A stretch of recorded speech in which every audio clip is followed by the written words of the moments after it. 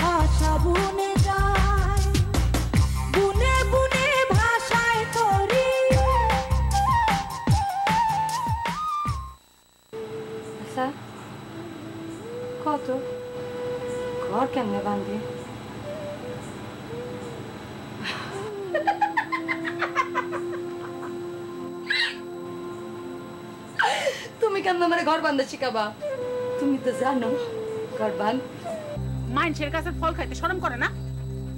যা ঘরে যা। সারাদিন ঘরে বসে থাকতে ভালো লাগে? আমি কি বুঝি না মনে করছস? তুই ওই শেখরাগো জঙ্গলে ছাড়া পিঠা কেন যাস আমি বুঝি না? ওই বেটাকে বলো আস্তে একটা ডাকাই ওরে গিয়ে জিগা শরীফুলের টাকাও নিচে রাখিস আর ওরা নামা ওইখান থেকে নামাই ওরা কানে ধরে টানতে টানতে করে ভিতরে নিয়ে মারবা না তো? না মারবো না। সরো।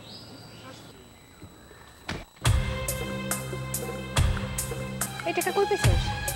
হ্যাঁ চুরি করছস? এই চুরি করাটা ঘরে নিয়ে বাইন্দা তো পাও লম্বা হয়ে গেছে গা টানা দিয়া দিয়া আটা বন্ধ হয়ে যাইব গা যেমন বাপ তার তেমন পুত। স্বামীরে আসলের গিট থেকে সাইডে দিয়ে মান সম্মান তো খুব বাঁচায় রাখছো। কি কি কইলি? কি কইলি তুই? আজকাল তোমার মারো না মা। আমি ললিতা মা। আমি তোমাকে সে আদরে ললিতা মা। আজকে একটু মারো না মারো। আপনি টাকার কথা কাউরে কইেন না। মাই যদি শুনে মা অনেক কষ্ট পাইব। মনের ছোট মানুষ তো ও বুঝতে পারে নাই ওর ভুল হয়ে গেছে। আমি পাইয়া টাকাটা না।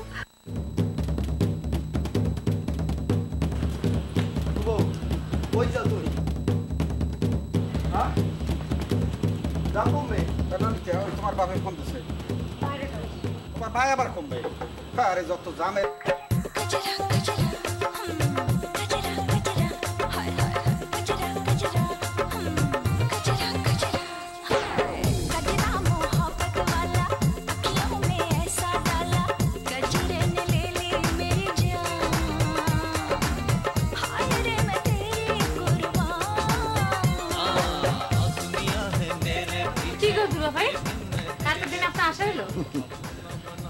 চিঠিতে কি ভরে মন বিনা দর্শনে আর শিশিটি কি ভেজে মন বিনা বরশনে।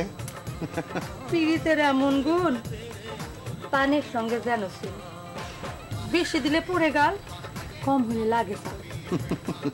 আমার কোকিলা সুন্দরী, তোমারে না দেখতে আমি প্রাণে মরি বলি। দুলা ভাই আপনার বয়স কত হইলো? এই বায়কে তাও মা কয় আরো কম।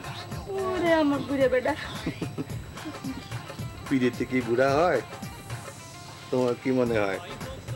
সত্যি লাগার কথা কামিনী ফুলের সুবাস জল করে জৈরা করে আর চোখের আড়াল হইলে কে এখন সুরায় গম তার কথা মনে হয় না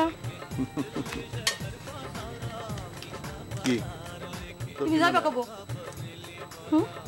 আজ একটা কাল সকালে স্টার্টিং করু আর এত তাড়াতাড়ি চলে যাবেন কাউরে তো স্টার্টিং কর দেখুন না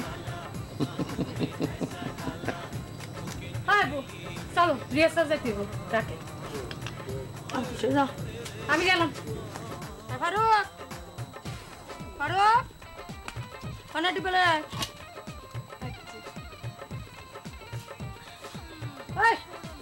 ডিব্বা লয়ে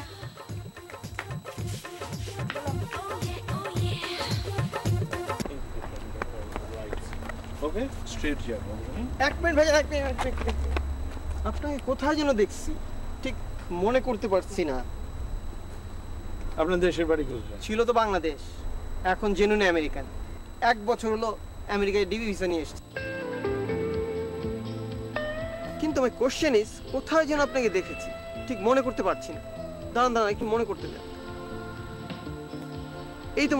এই তো জীবন ভালোবাসায় মরিচিকা আপনি সেই আমাদের অনুভূতিশীল নায়ক শিশি চৌধুরী না জি আপনি ঠিকই ধরেছেন তাই আপনি আমেরিকায় কেন শুটিং আছে নাকি না তাহলে কি বেড়াতে আসছেন না ঠিক তাও না তাইলে কি আমার মতো ডিবি পায় আসছেন